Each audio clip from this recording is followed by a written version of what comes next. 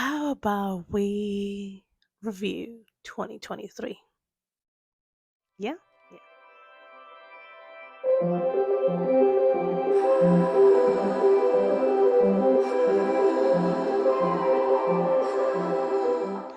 So, I'm gonna be looking at my 2023 planner, um, who out of all of my planners has been the one that's most well loved and mostly used up. Usually my other planners have a lot of pages left because I almost always tend to um, skip a month, but here I think I skipped like 1 or 2 weeks, not entire month. But yeah, I am going to share with you kind of like tallying it up, um the words that I wrote per month, how many words I got per year, this year, and there's going to be a caveat, in most what were the days in the week that I wrote the most in the year. And then after that, we're going to go ahead and do some 2023 reflections. So grab something to drink and sit down and let's chat. So let's start with some stats, some numbers. Um, I'll go ahead and put the timestamp when this is done in case you don't really want to listen to that. I know for some people, like knowing numbers of others leads to comparison, which is not good for their mental health. So if this is not your cup of tea, this is the timestamp where you can skip to and don't have a single lesson about this. But I do this so I can kind of like see what happened during the month that led to a higher or lower work count that I was expecting. And a lot of times I don't expect these numbers. So we're gonna run through it pretty quickly. There's gonna be a month that there is a caveat because there's always a month that I suck at tracking my work counts. Um, so June's gonna have a very lower work count, like very, very low compared to the other months. But it's because I track like what projects I was working and kind of like what stage I was working, and didn't track any workout barely at all. Um, so yeah, let's go ahead and start with January. For January, I wrote 20,046 words. For February, I got 16,256 words. For March, I got 32,818 words. For April, I got 30,613 words. May, I got 7,368 words. And that to me, I mean, it seems normal. Between March and April, I did over 60K. So I'm not surprised that May was like a barely words written. And then we got to June. June was the one that I sucked at tracking word count. I only track 1,730 words, but when I look at the month, I did a lot of work. I'm not sure. I did a lot of Marina the Vampire work. And I'm pretty sure I drafted quite a lot during that month. I just was more focused on the cycle of drafting, revising, scheduling, rather than keeping track of what I wrote. Because I wanted to restart publishing Marina by July. So tracking words got to the back burner during June. For July, I got 31,192 words, and I did the math for this month like four times because if you kind of remember, July was the month where my mom was in the hospital for over a week. And I pretty much only wrote like 2 days at the beginning and then the very last week of July. And I just, in my head, I was like, I probably didn't write that much during that month. Like, I was like more worried about caring for her and trying not to get sick while I'm caring for her, and I still managed to write 31,192 words. I was like mind boggled. It's my third highest word count month of the year. The month that my mom was in a hospital. Like, I don't know. I'm still so surprised. For August, I did 34,045 words, so that's my highest month. September was 28,730. October was 15,953 words. November was 15,340 words, and then December, by the time that I stopped working on writing projects, I got 22,034 words. And you can kind of see, like, by the last 3 months of the year, I was tired. Um, I was physically and mentally tired, and that usually is an obstacle for my writing. Um, but I got words. I had uh, a few pen name projects, which my non-disclosed pen name has a lovely code name, pen by Deidre. It's like when I talk about it, she's like, "Oh, Sally." So code name Sally is my non-disclosed pen name. Has nothing to do. It's not even close to the real name, which is hilarious.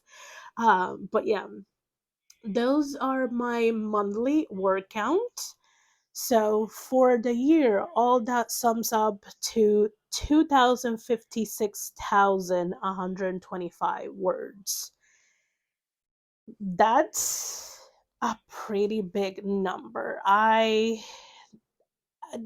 not the kind of person who like tells herself to do like half a mil worthy, or I don't have like yearly word count goals. Like, I just want to know how much I was able to write, especially during this year that's been pretty challenging. So this is the other stat that I really like. um and this, it has a little bit of numbers, but it's not the kind of numbers that you will think. Um, I usually just write the days of the week, and then I just literally tally by kind of like this kind of situation. And I just go through all the months and see which days I wrote. And this kind of gives me an idea of this year, when was I more prone or to write. So I, my highest working day for writing was Mondays. Out of the year, I wrote on Mondays 28 times.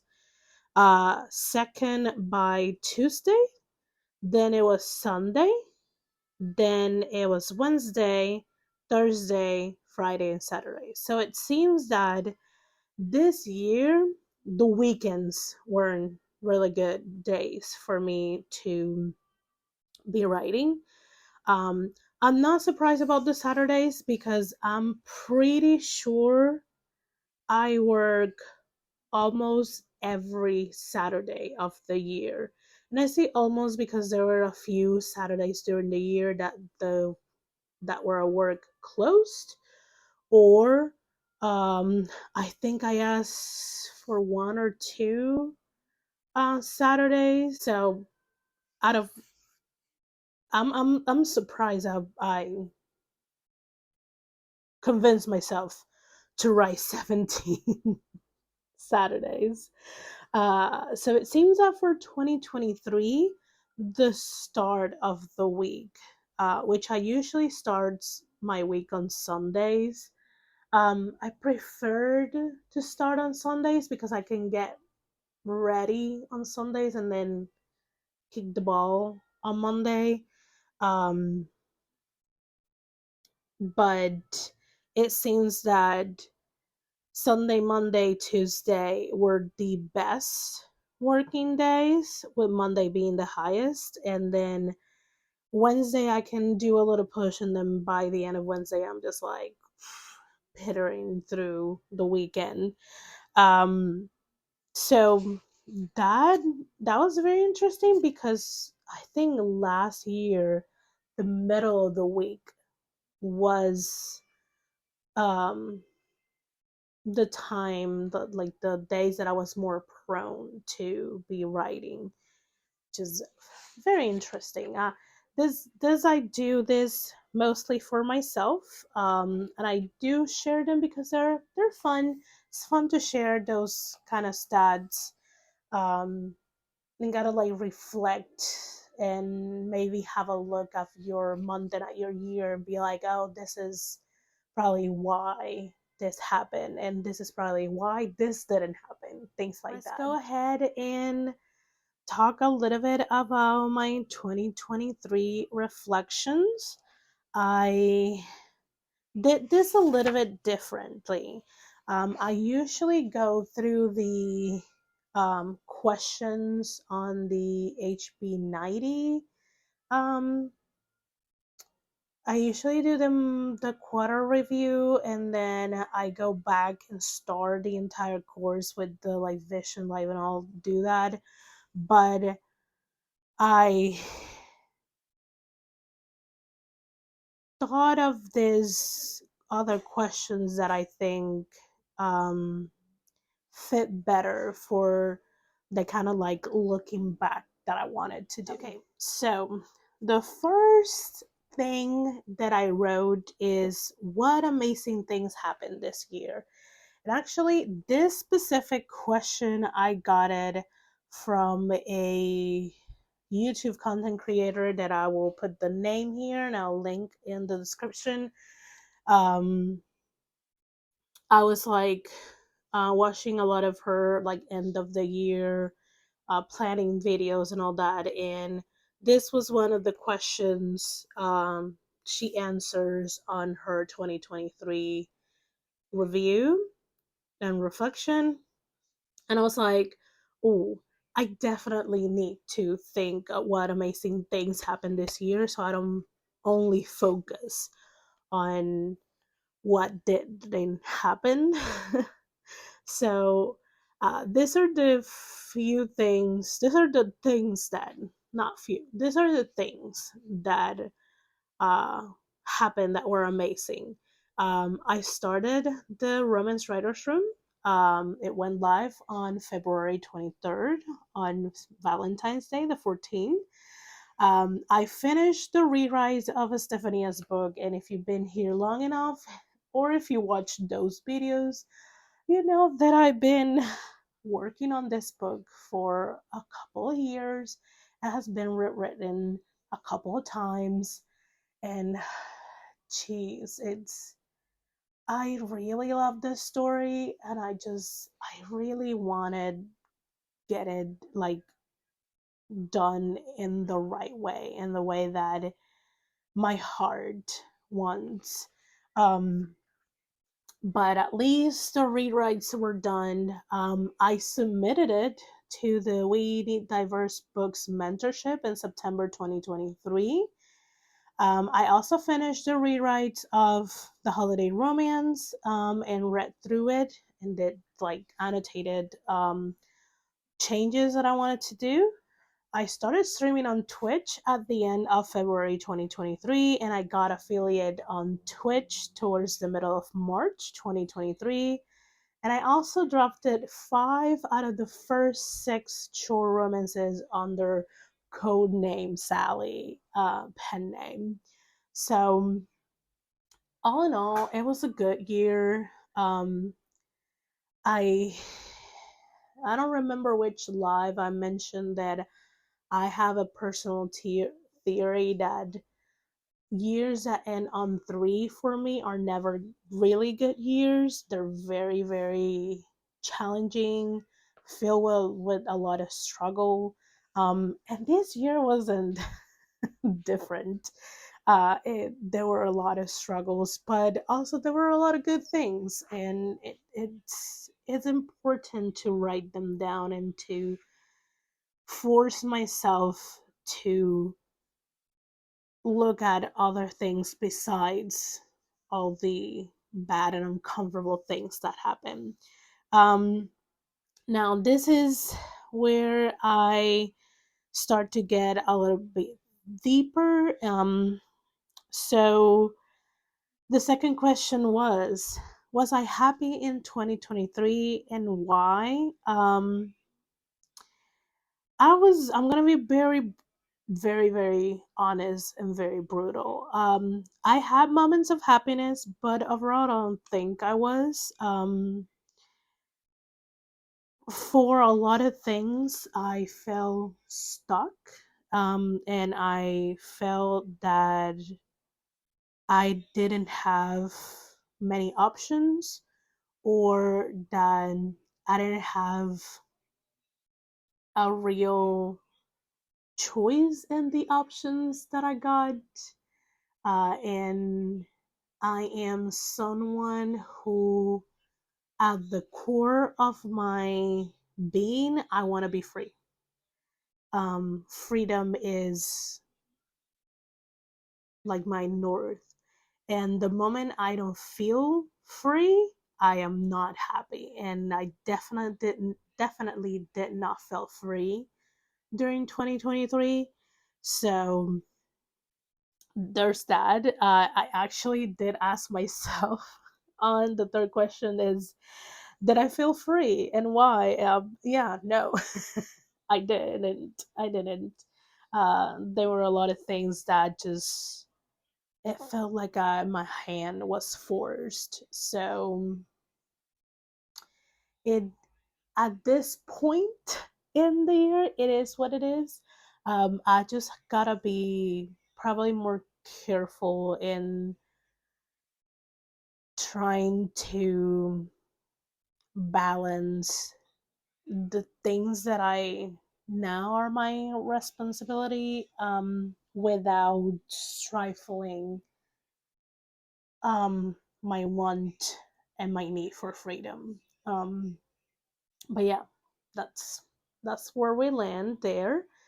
The fourth question is, for the things that I made happen, which ones have lasting value? Which ones I'm proud of? The first one that I wrote down was the Romance Writers Room.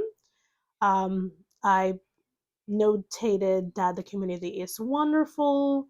Um, I love that we are opening romance as a genre for more writers, that we're helping writers, and honestly, the content is evergreen.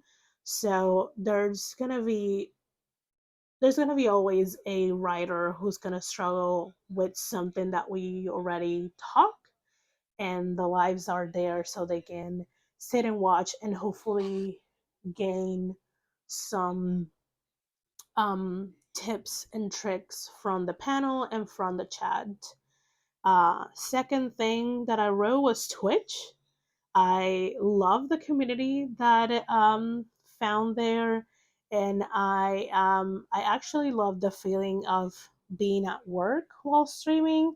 Like I like the sense that I'm working with other people without having the people physically around me, which I love it, love it, love it.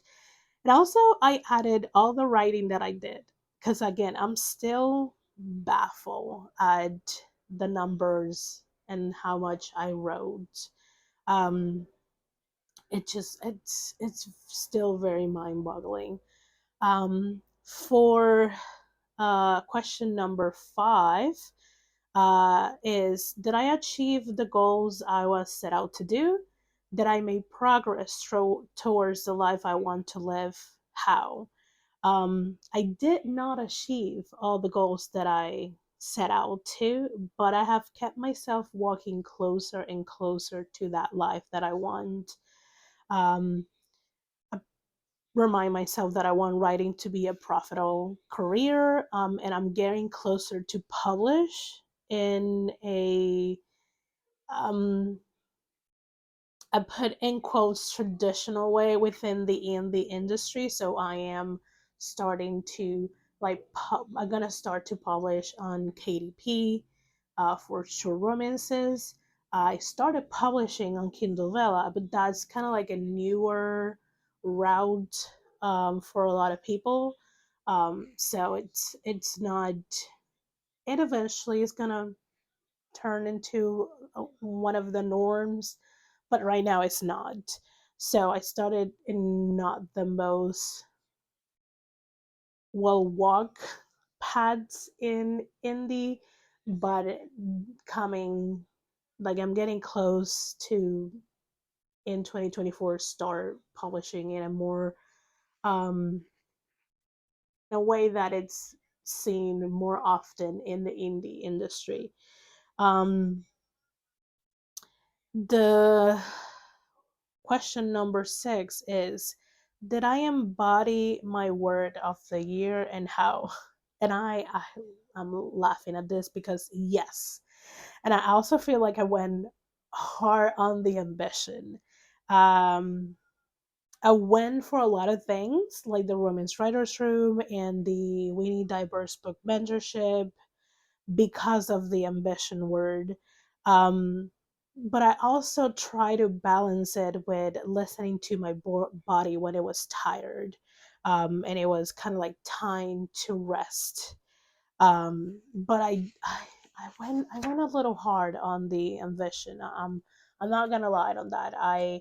There were moments that I put so much in my plate that I just uh I halfway through a week or a month, I was like, that was not, you went too hard, you got too ambitious. So question number 7, what setbacks I had out of my control, how much did it affect me, why they were out of my control. So uh the July situation, the hospitalization of my mom was a really big setback that was completely out of my control. It didn't immediately, like as you could see in the word counts, it didn't immediately affected me, but it just, the physical tiredness, the emotional tiredness, the mental tiredness kind of like kept piling up, and that's probably why my word count started to wane out towards the end of the year because I was just like so tired. Um, and sadly, um, I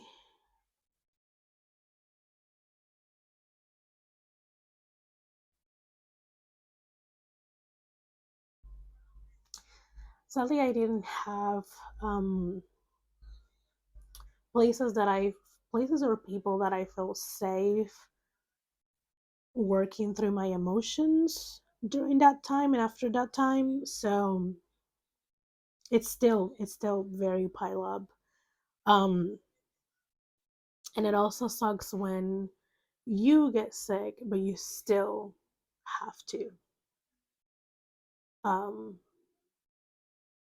be responsible for other people. So um there were a few moments towards the later half of the year that I got sick and I had to still take care of her and still try to find a way to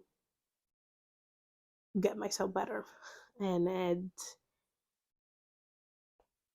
the the tiredness and the exhaustion, it's still there. It's still there.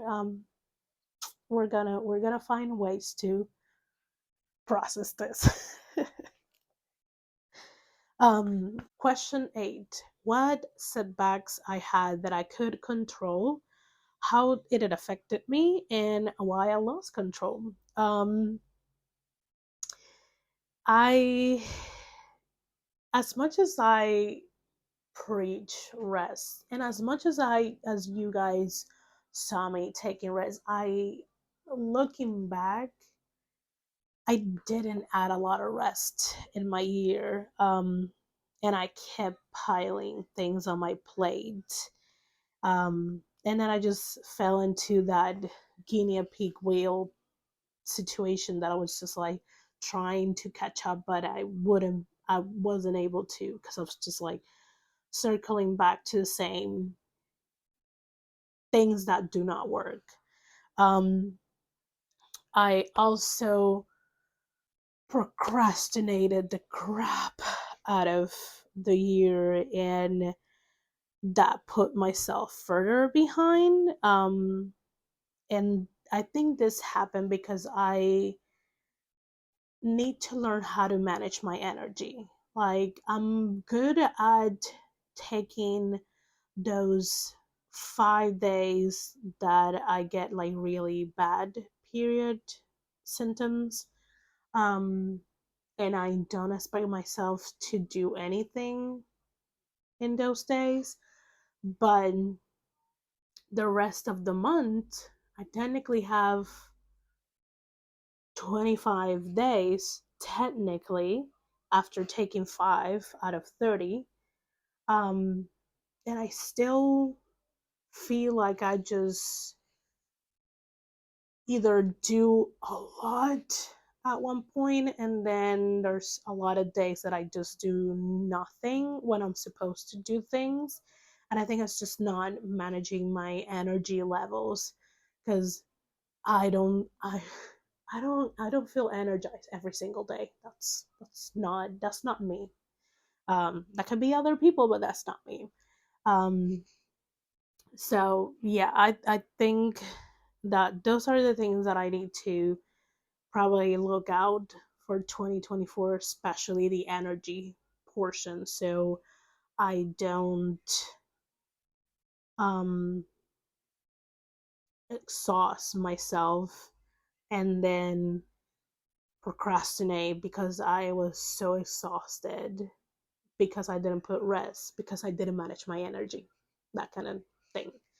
Um, so for question number 9, I have, what can I do to prepare for setbacks outside of my control? And I told myself, get myself permission without guilt to cancel and free up my time to solve and get back on the track I want to keep walking. Um, I also had to prioritize rest. I am not as young as I was. My mind and my body needs to rest so I can keep up building my life. So I I tend to be good at not guilting myself for resting maybe the first 1, 2 days. But once we are on the third or the fourth, the fifth day, I not so good at the guilt free kind of situation. And I just want to be like, you know what? We're gonna clean the entire count, like the entire month, and we're gonna get back to it whenever that happens. And it's gonna be guilt free. That's the hope on 2024. The last question for my 2020 reflections is, what can I do to prepare for setbacks within my control? And this is what I put: to better understand and manage my energy, because it comes down to that. If I don't manage my energy, then I get really tired, then I procrastinate because I'm really tired and I'm overwhelmed because I didn't manage my energy, that kind of situation. So it's it comes down to learning how my energy works and what are my peaks and my valleys, and adjust accordingly so I don't feel like I am rung down every single day.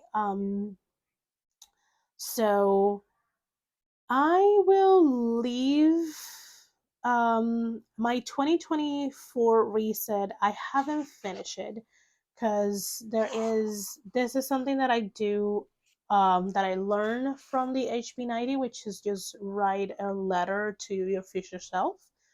So you can kind of like read it at the end of at the end of the year.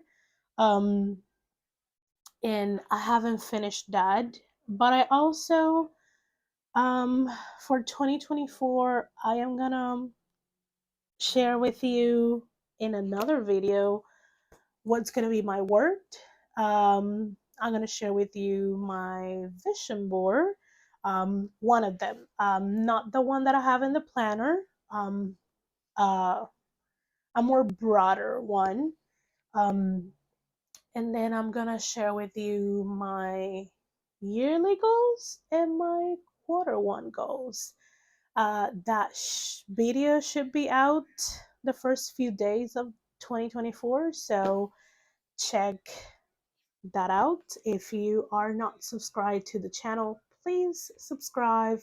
And if you enjoy this kind of like reflection, looking back, sharing stats, getting real, raw, and emotional, a little emotional here, hit the like.